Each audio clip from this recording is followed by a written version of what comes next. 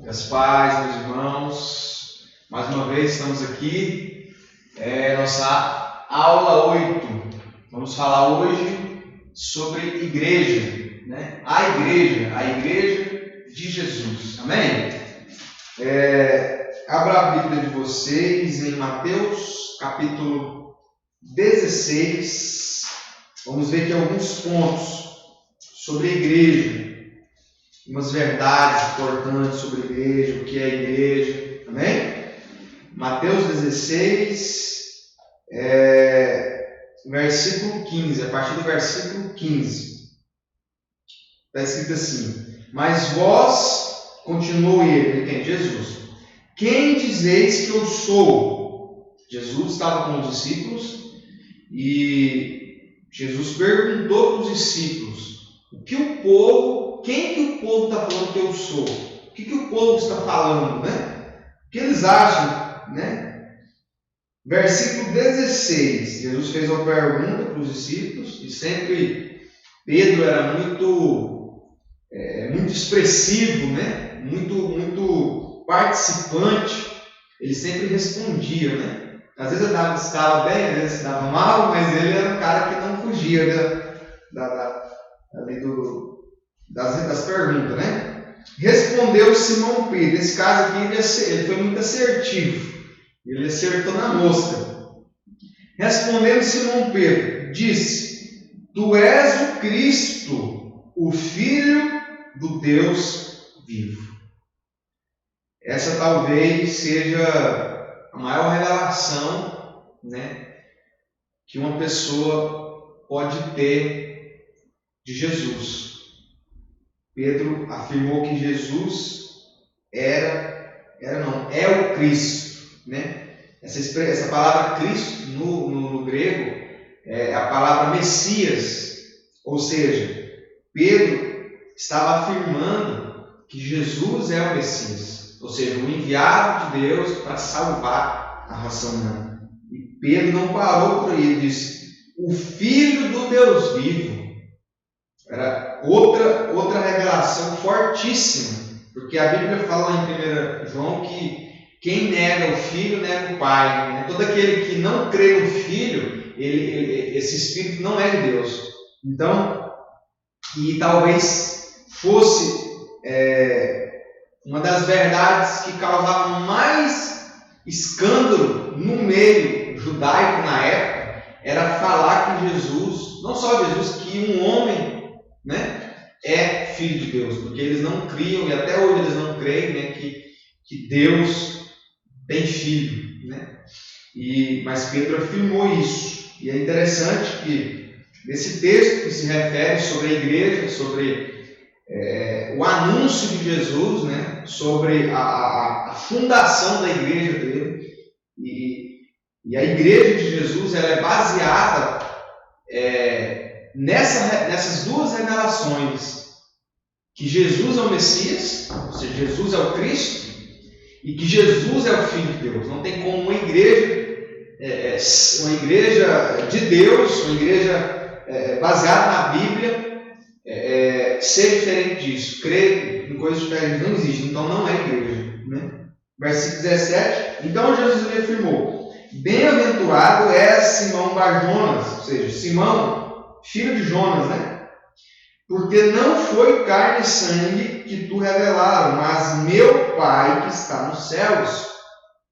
Versículo 18: Também eu te digo, tu és Pedro, e sobre esta pedra edificarei a minha igreja. Um fato interessante aqui: não foi Pedro que fundou a igreja, mas foi Jesus.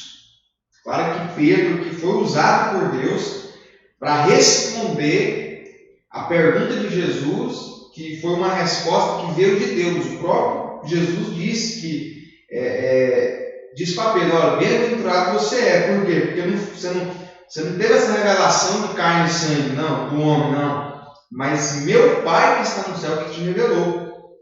E quando Jesus disse que sobre esta pedra edificarei a minha igreja, ou seja, construirei a minha igreja, a pedra não é Pedro. Aqui, se você for buscar no original, a pedra é a afirmação de Pedro.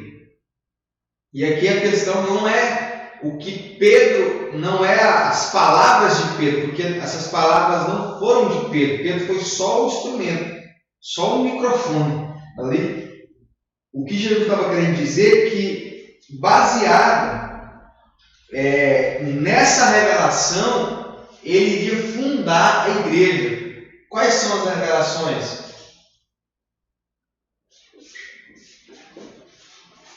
Jesus é o Messias. Jesus é o Filho de Deus. Até no momento unigênito. Depois ele se tornou primogênito, né? Que aí a partir de Jesus nós que aceitamos a Cristo nos tornamos filhos. Então, também eu te digo, versículo 18, que tu és Pedro, e sobre esta pedra edificarei a minha igreja, e as portas do inferno não prevalecerão contra ela. Então, quem fundou a igreja não foi Pedro, por mais que ele foi um dos líderes da primeira igreja, da igreja primitiva, mas quem fundou a igreja foi o nosso Senhor Jesus. Amém? Versículo 19, dar-te-ei as chaves do reino dos céus. O que ligares na terra será ligado nos céus. O que desligares na terra terá sido desligado nos céus. Então, aqui Jesus ele dá uma palavra para nós como igreja, né? Que nós temos as chaves do reino de Deus, ou seja, através da pregação do Evangelho, nós como igreja, nós abrimos as portas para que os ímpios possam entrar no reino.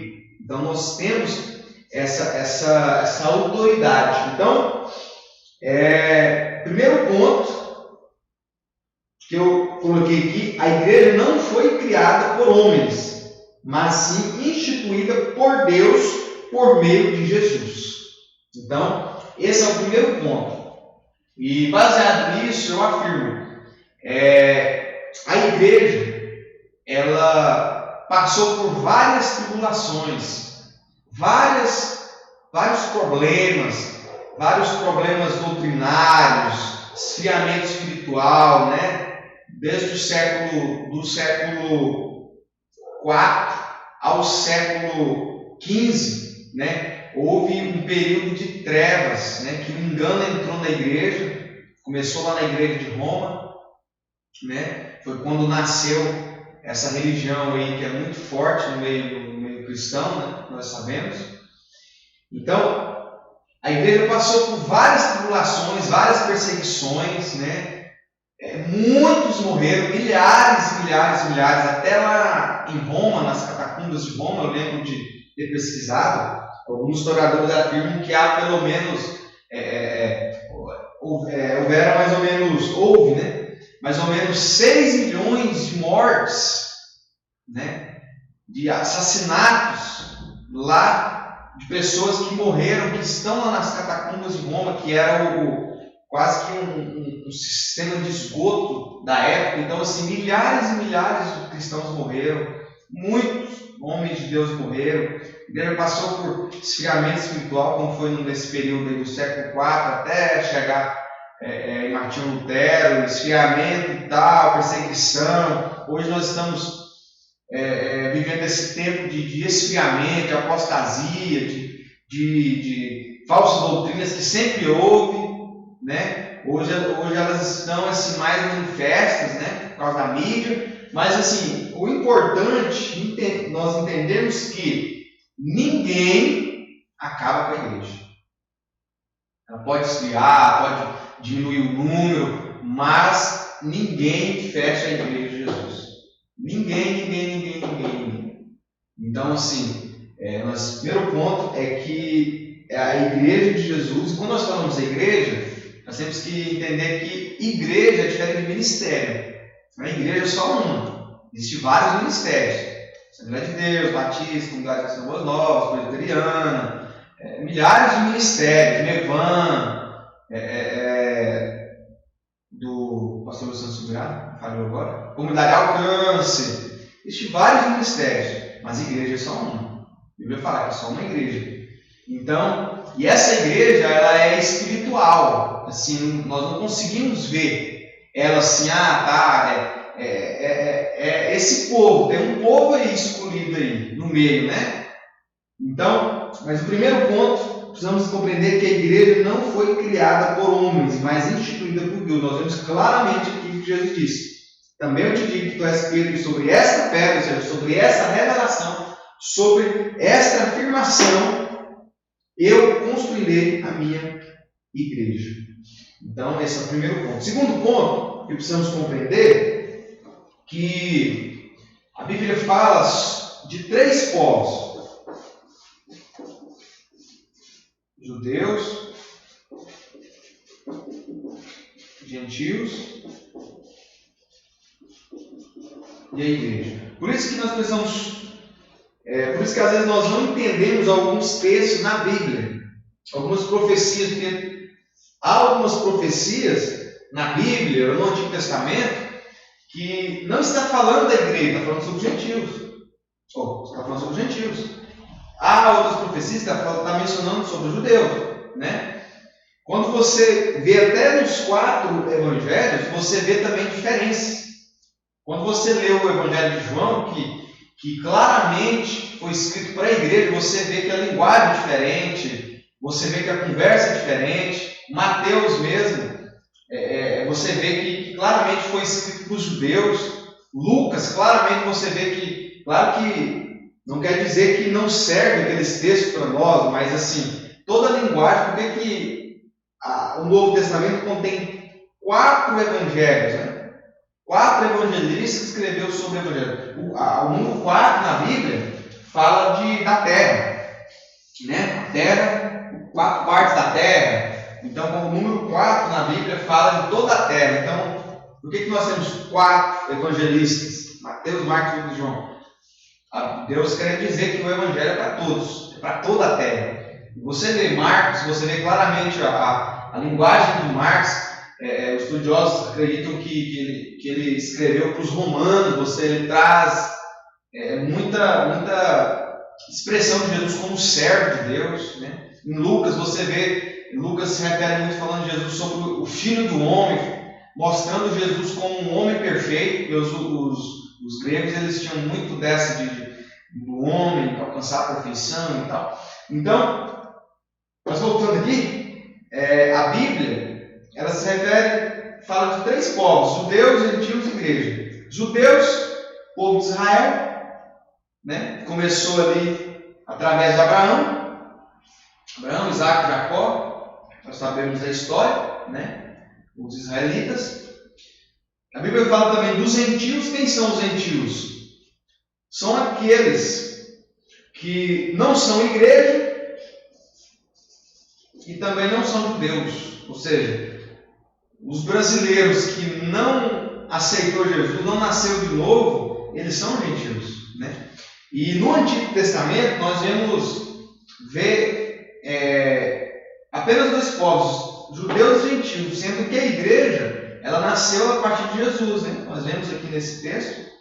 Então, mas é importante nós separarmos isso, né? A Bíblia fala sobre 3 povos, judeus, gentios e igreja, né? Quem é a igreja?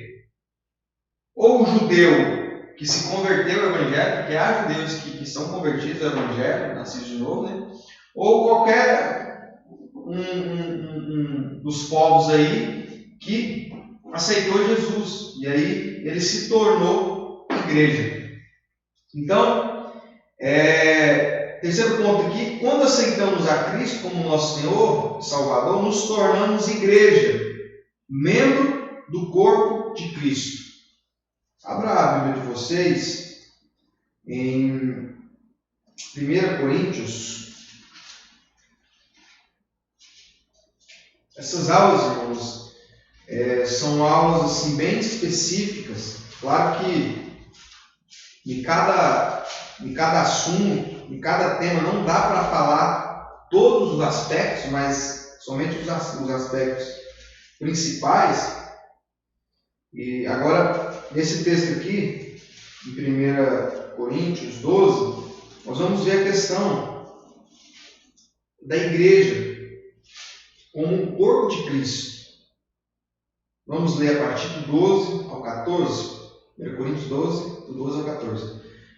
Porque assim como o corpo é um e tem muitos membros, e todos os membros, sendo muitos, constituem um só corpo, assim também com respeito a Cristo. Porque em um só Espírito todos nós fomos batizados em um corpo, quer judeus, olha só, quer gregos, ou seja, gentios, quer escravos, quer livres, e a todos nós foi dado beber de um só Espírito, porque também o corpo não é um só membro, mas muitos. Vocês lembram na aula anterior? Muito se usa a expressão, aquelas pessoas que não gostam de congregar, ou se esfriaram por algum motivo, por engano, sei lá, por entendimento errado, né? Alguns irmãos que não frequentam a igreja, não congregam, não tem pastor, não tem liderança, eles falam, não, eu sou igreja. Só que esse entendimento está errado. E como eu falei na aula passada, né? Se a minha mão estiver ligada no meu corpo, ela é corpo. Mas se ela não estiver ligada ao meu corpo, ela é mão. Então, a pessoa fala, eu sou igreja? Nós somos igreja, mas se nós estivermos ligados ao corpo, né? Um membro separado do corpo, ele está isolado. Porque se a Bíblia fala que Cristo é o cabeça do corpo, por que é o cabeça? Sem a cabeça, né, os braços não fazem nada. Nós sabemos que é do cérebro, né, que manda os comandos e tal. Então, se a pessoa não está ligada, não estiver ligada no corpo, por exemplo, aqui, isso aqui é um braço, né? Vamos supor que isso aqui é um braço. Aí vamos supor que não tiver aqui esse braço sair, ele não é igreja, ele não é corpo. Se ele não estiver ligado, porque aqui, quando uma pessoa amputa um braço, uma perna, não tem vida no braço, né? Não é igual, não sei se é na família Adams, que tem uma mãozinha que anda assim. Na igreja não existe isso, né? Nós não vemos uma mão andando aí na rua, ou uma perna andando aí, não. A pessoa, se ela em algum acidente, em algum problema, ela amputa a perna, aquilo ali não tem vida mais. Tem se puder implantar, voltar ali, né? Não sei, da medicina, se possível, assim, sair o braço, em vez de colocar de novo. Mas assim, se não juntar com o corpo, se não ligar no cabeça, não é igreja. Aqui a Bíblia aqui é clara, porque também o corpo não é um só membro. A Bíblia, nós vemos claramente que a Bíblia se refere à igreja como corpo, como esposa do cordeiro, né? Como noivo do cordeiro, né? Por enquanto nós somos noivo do cordeiro, né? Falando no aspecto de igreja. Mas quando houver o casamento, as bodas, aí nós seremos esposa. Já houve o casamento. Mas precisamos compreender esse ponto também. Né? Dentro dessas aulas aqui do batismo, não existe a pessoa se batizar e sair da igreja e não congregar. Tem que estar junto, tem que estar ligado. Tanto ao corpo, porque o corpo está ligado à cabeça. Aí há vida. Terceiro ponto. Quarto ponto, aliás, precisamos diferenciar entre tempo, construção, e tempo, habitação de Deus. Tempo,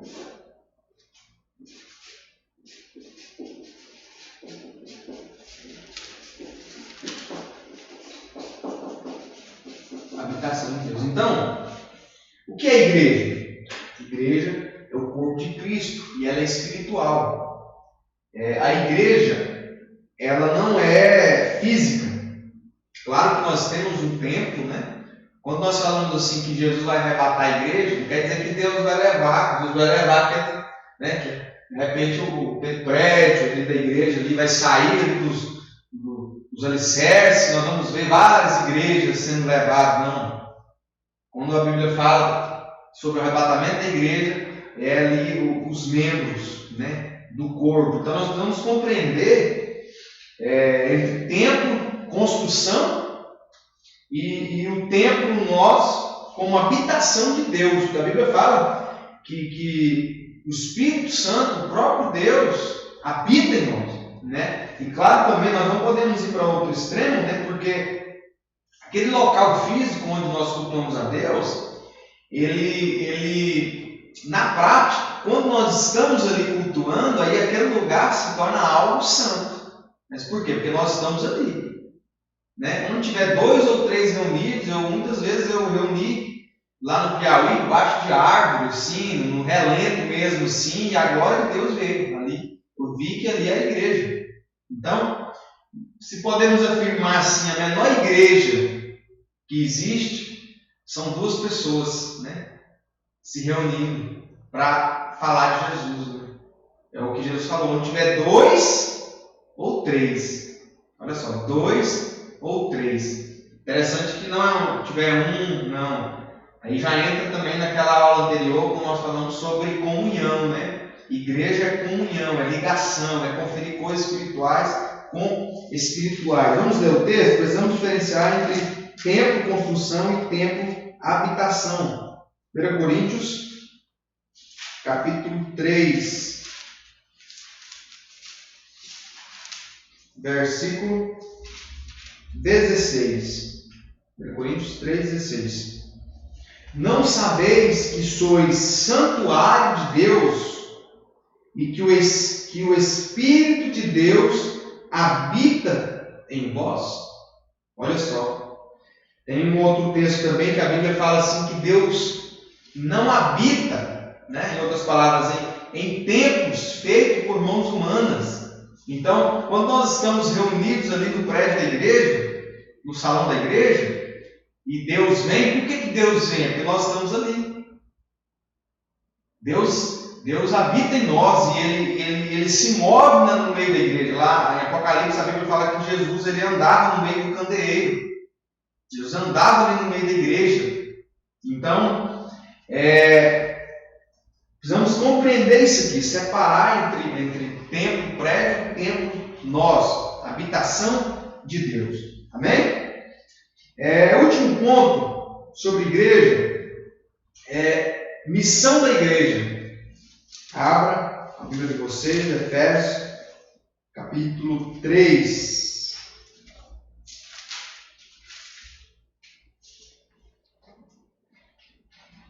Versículo 11.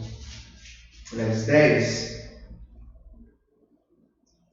Vamos ler o 9 para dar mais entendimento. Efésios 3, 9. E manifestar qual seja a dispensação do mistério, desde os séculos, oculta em Deus que criou todas as coisas. Sabe o que é interessante? É que nós já vimos nas aulas anteriores que o plano de salvação, até a instituição da igreja, né? Deus criando a igreja, esse plano começou lá na eternidade, antes de tudo. Porque Deus, quando Ele decide fazer, Ele já fez e é algo, né? Deus ama assim. Só que interessante que Deus, Ele guardou esse plano, esse mistério, por muitos anos, desde Adão.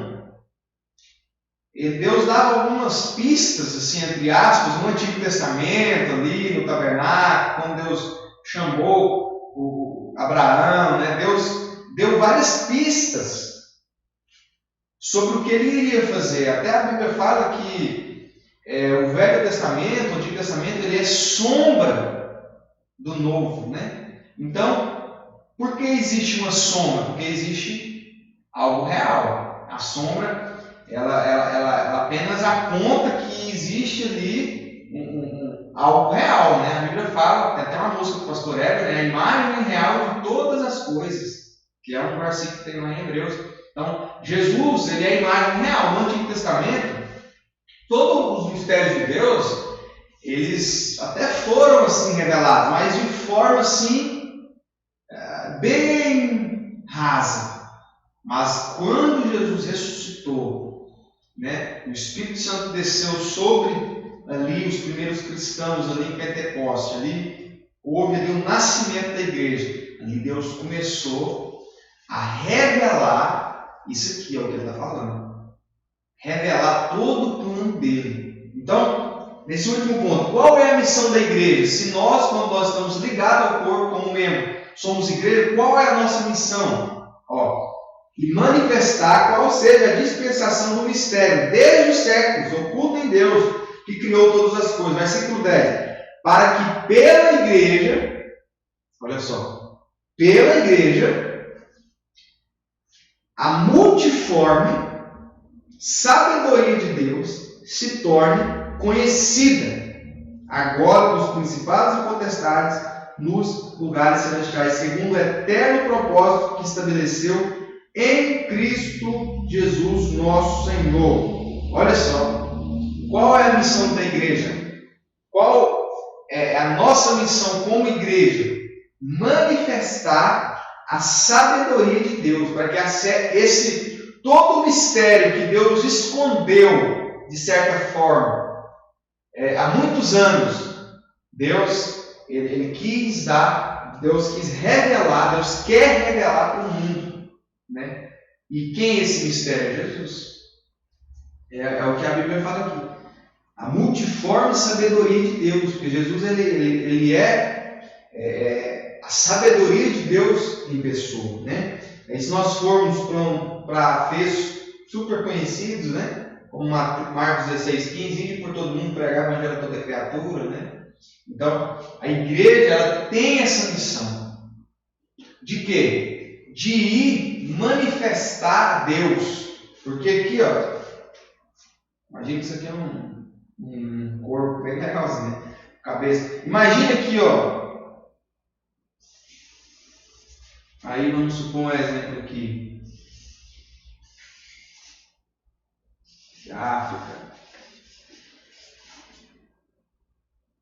Se Cristo é o cabeça, tem como essa cabeça ir sozinha para a África?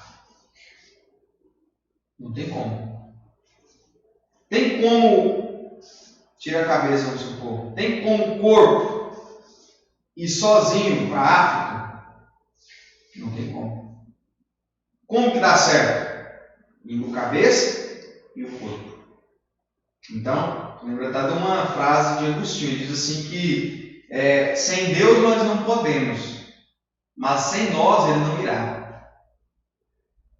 Eu vou repetir algo que Agostinho falou, um dos pais da igreja. Ele diz assim, olha, sem Deus nós não podemos. Ele falando com respeito à evangelização, manifestar a sabedoria de Deus, ele diz, olha, sem Deus nós não podemos, mas sem nós ele não irá. Então, qual é a maneira mais fácil de Deus se revelar a um povo, nesse exemplo que é a África, o continente africano? É se a igreja for. E a igreja é o corpo, tanto a cabeça, né, tanto o corpo, os membros. Então, quando nós vamos para missões, que seja em poucos dias nós estamos indo como igreja, né, e isso tem um poder tremendo. Amém? Então, terminamos aqui essa aula 8, falamos aqui um pouco sobre a igreja do Senhor. Amém? Glória a Deus. Está terminado.